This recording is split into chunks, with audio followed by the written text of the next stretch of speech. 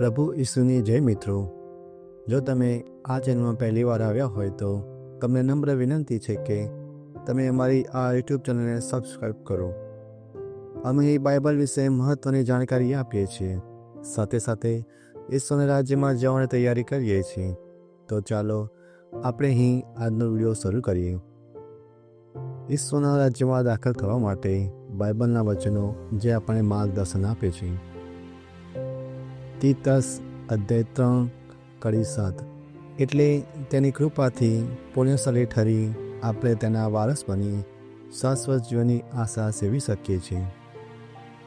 આજના વચનમાં આપણને કહેવામાં આવ્યું છે કે તેની કૃપાથી પુણ્યશાળી ઠરી આપણે, એટલે કોની કૃપાથી? પ્રભુ પરમેશ્વરની કૃપાથી. અને કૃપા એટલે આપણા જીવનમાં આપણને જે કંઈ મળી રહ્યું છે, જેમ કે આજના નવો દિવસ જે આજે આપણને મળ્યો છે, સારી સેહત હોય, સારું ભોજન મળ્યું હોય, પ્રાર્થના કરવાનો સમય મળ્યો હોય, ઉપવાસ કરવાનો સમય મળ્યો હોય, સારી નવી જોબ મળી હોય, કોઈને મદદ કરવાનો મોકો મળ્યો હોય. આજે આપણે પ્રભુના આશીર્વાદથી જે કંઈ મળ્યું હોય તે બધું એટલે પ્રભુ પરમેશ્વરની કૃપા. પુણ્યશાળી ઠરી એટલે કે પવિત્ર માનીને આપણે તેને આ પ્રભુના આશીર્વાદ માનીને પ્રભુ જે આપણને અનંત જીવન, શાશ્વત જીવનની આપવાની વાત કરી છે તે મળવાની રાહ જોઈએ, તેના લાયક બનીએ અને તે મને ધ્યેય બનાવીએ, તેની આશા સેવીએ. આ વચનમાં કહેવામાં આવ્યું છે. તો મિત્રો, તમે જોઈ શકો છો કે પ્રભુ ઈસુ આપણને તેમના રાજ્યમાં જવા માટે શું કરવું તે આ વચનમાં કહે છે, અને તે પણ ચાહે છે આપણે તેમના રાજ્યમાં પ્રવેશ કરીએ. તો મિત્રો, તેમના રાજ્યમાં પ્રવેશ કરવા માટે દરેક કામ કરવા જોઈએ. કલોસ્સા અધ્યાય 1:13. તેણે આપણને અંધકારના અમલમાંથી છોડાવીને પોતાના વહાલા પુત્રના રાજ્યમાં મૂક્યા છે. આજના વચનમાં આપણને કહેવામાં આવ્યું છે કે પ્રભુ ઈસુ આ પૃથ્વી ઉપર આવ્યા અને આપણા બધાના પાપ માટે તેમણે આપણા માટે પોતાની જાતને ક્રૂસ પર બલિદાન આપ્યું, જેથી આપણે બધા અંધકારમાંથી એટલે કે પાપમાંથી પ્રકાશ તરફ આવી શકીએ. તો આપણે તેના બલિદાનને વ્યર્થ ન જવા દઈએ અને આપણે પણ નવો જન્મ લઈએ અને આપણે આપણો હૃદય પલટો કરી આપણે અંધકારમાંથી પ્રકાશ તરફ આવીએ. કેમ કે આપણા પ્રભુ ક્યારે પણ એવું નથી ઈચ્છતા કે આપણે અંધકારમાં એટલે કે નરકમાં જઈએ. એટલે આપણે જે પાપ તરફ જઈ રહ્યા છીએ ત્યાંથી આપણે રસ્તો બદલીને પ્રકાશ તરફ જવાના રસ્તા પર આવવું જોઈએ અને પ્રભુ ઈસુના બલિદાનને યાદ રાખવું જોઈએ, જેથી આપણે હંમેશા પ્રકાશમાં રહી શકીએ. પરિસ્થિતિઓના ચરિત્રો અધ્યાય 14:22. ત્યાંના શિષ્યોને તેમણે મક્કમ બનાવ્યા, શ્રદ્ધામાં દ્રઢ રહેવાનો આગ્રહભર્યો ઉપદેશ કર્યો અને સમજાવ્યું કે અનેક સંકટોમાં થઈને આપણે ઈશ્વરના રાજ્યમાં પહોંચવાનું છે. આજના વચનમાં આપણને એક સૂચના, એક ચેતવણી આપવામાં આવી છે.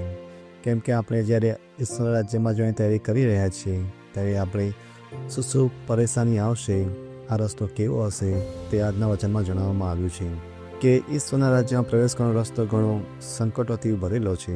એટલે આ વચનથી આપણને એક ફાયદો જરૂર થશે કે આપણે આગળ વધવામાં કોઈ પણ રૂકાવટ નહીં આવે અને આપણે શાંતિથી અને સારી રીતે આગળ વધી શકીશું.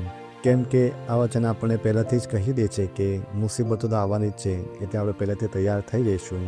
એટલે જ્યારે પણ મુસીબત આવશે ત્યારે આપણે પ્રભુનો આભાર માનીશું, કેમ કે આપણે જેટલી મુસીબતો સહન કરીશું તેટલા જ ઈશ્વરના રાજ્યના નજીક જઈશું. એટલે આપણે આ તૈયારીમાં ટકી શકીશું અને આગળ વધી શકીશું. માથી અધ્યાય 13:44. વળી ઈશ્વરનું રાજ્ય ખેતરમાં દાટેલા ભંડાર જેવું છે, જેને એ જડે છે તે ફરી દાટી દે છે અને એકદમ આનંદમાં આવી ચાલુ જાય છે અને પોતાનું સર્વસ્વ વેચી નાખે છે. અને પોતાનું સર્વસ્વ વેચી નાખી એક ખેતર ખરીદી લે છે. આ વચનમાં આપણને જણાવવામાં આવ્યું છે ઈશ્વરના રાજ્યના વિશે.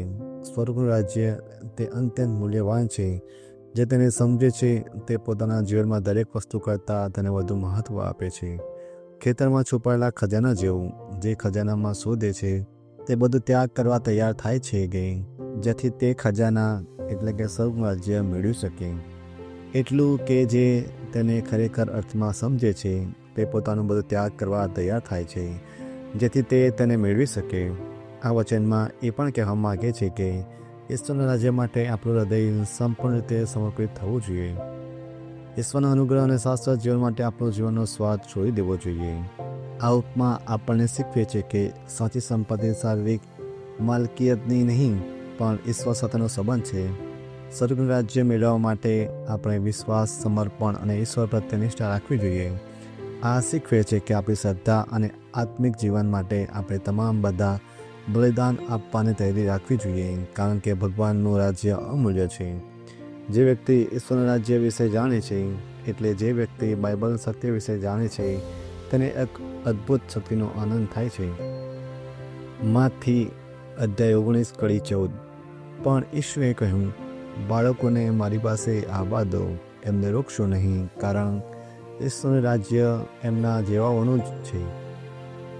આજના વચનમાં આપણને જણાવવામાં આવ્યું છે કે બાળકના જેવું નિર્દોષ, ભરોસો અને નિર્મળ હૃદય ધરાવતા લોકોને ભગવાનના રાજ્યમાં સ્થાન મળે છે.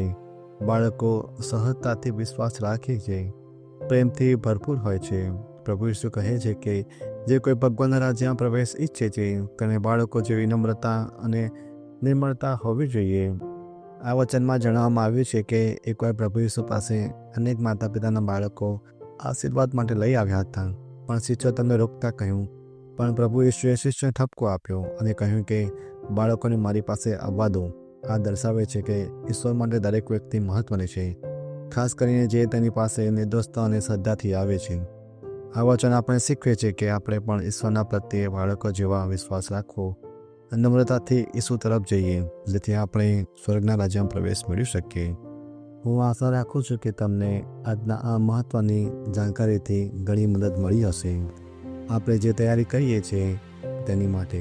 મિત્રો, તમને નમ્ર વિનંતી છે કે જો તમને આ વિડીયો સારો લાગ્યો હોય તો તમે બીજા આપણા ભાઈઓ અને બહેનોને પણ શેર કરજો, લાઈક કરજો અને અમારી આ યુટ્યુબ ચેનલને સબસ્ક્રાઈબ પણ કરજો. તમારો આભાર.